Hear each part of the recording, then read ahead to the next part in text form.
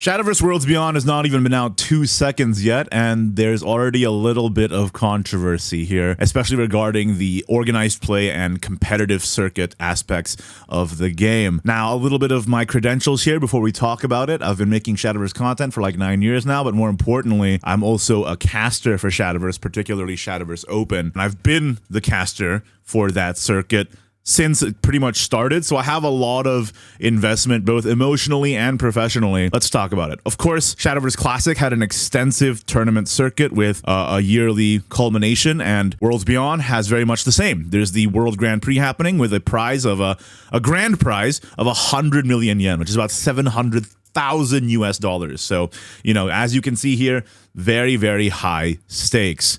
Now, there are multiple ways to qualify for the World Grand Prix internationally. There's the online championship, the Japan championship, which is, you know, held in Japan offline, but is available to everyone. And then for Japan specifically, there's the Extra Championship and the Pro League. And then overseas, there's the Taiwan Korea Opens, as well as the NetEast Championship. And then the one that I'm the most invested in, the Shadowverse Open, which is for the Americas, Europe, Southeast Asia, and Oceania. And this is the one where I feel like the majority of my viewers are going to compete through, if they are going to compete, right? So what is the controversy? Well, as you can see, it's a very extensive league, and it culminates in such a major high-stakes prize, but they announced on their stream that the competitive format for most of the events, it's gonna be best of 1 2 decks, which is a very odd middle ground of a bunch of different formats, and I think it might have captured some negative aspects of all of them, unfortunately. So it's not even that the opponent bans out one of your decks. You bring 2 decks and you choose which one you want to play round per round. It got a lot of people worried, especially a lot of the competitive players. So for some context, in Shadowverse Classic, for JP tournaments, their format was always 2 decks, 0 ban, best of 3. So you would bring 2 decks, and here you also bring 2 decks, but you only battle with 1. But here, in Shadowverse Classic, you would bring 2 decks. You would have to win with both in order to advance. And it's also of different classes. In SVO, the circuit that I was most involved in, it was 3 decks, 1 ban, best of 3. You had different classes as well. So this is even more strategic in a way, because you have to have a lineup strategy and predict what your opponent's going to ban before the round starts. One thing that might assuage some concerns regarding this is that in Shadowverse Evolve, the physical TCG version of Shadowverse, in the Japanese tournament, it started with best of 1, but as more cards got released and as the fervor and hunger for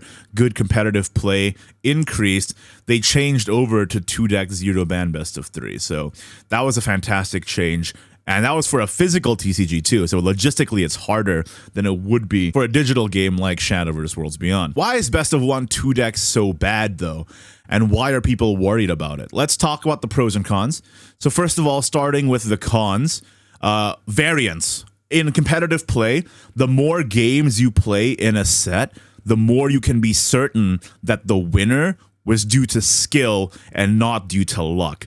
If you are playing a best of 1 where you only have to win 1 match to progress to the next round, what if you just like get unlucky and you don't top deck the card you need, or your opening hand is really bad, but your opponent gets all the luck they need and they end up winning, and they're the one who gets to advance to the next round with a better win record than you? Well, in that case, maybe it wasn't even a test of skill, maybe it was just a test of luck, right? Whereas if you play more games, you can be more sure that it's either, you know, a deck or matchup favor or skill. And especially if you're able to bring multiple decks for a best of 3, then there's an entire other layer of strategy.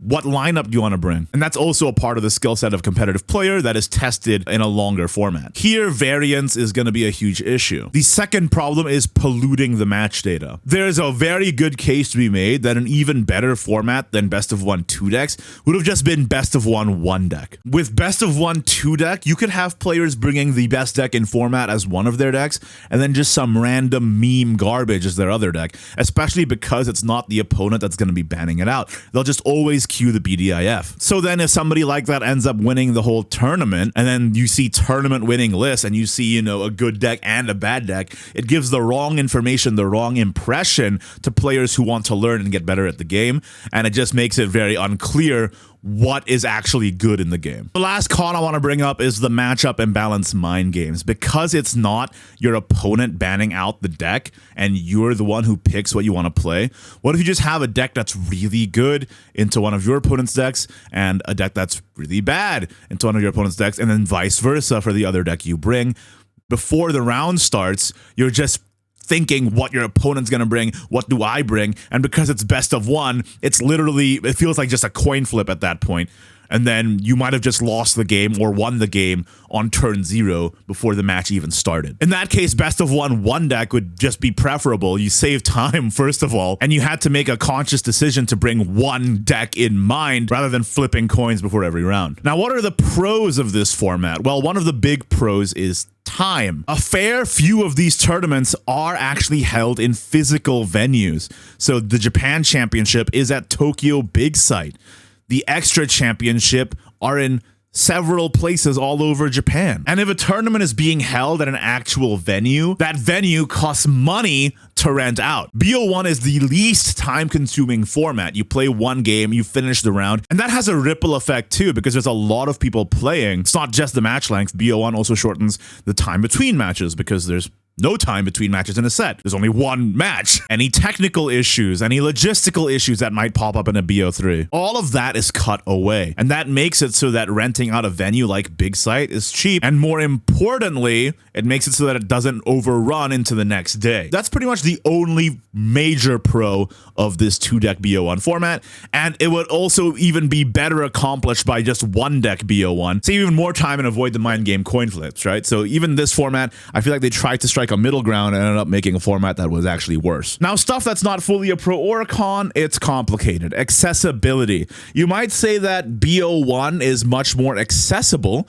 because it doesn't require players to build 2 full decks or 3 full decks. You can just bring one real good deck and then you can have whatever as your second deck, right? I feel like this is much more of a factor in physical TCGs. In Shadowverse Digital, not only is it much easier to acquire the cards you need and cost less money, but also for tournament mode, you can just make the cards accessible. Don't give it to the player's account, but just have the cards available to play in the tournament. So I feel like this doesn't really make any sense. And again, with this argument, you would rather just 1-deck BO1, even if you take this as a pro for the current format. The next is the value of the aspirational play. Of course, the lifeblood of any video game are the free-to-play players and the low spenders. They are the vast majority of players. Competitive Shadowverse players are like 0.1% of the amount of players who play Shadowverse. But that doesn't mean it's not important.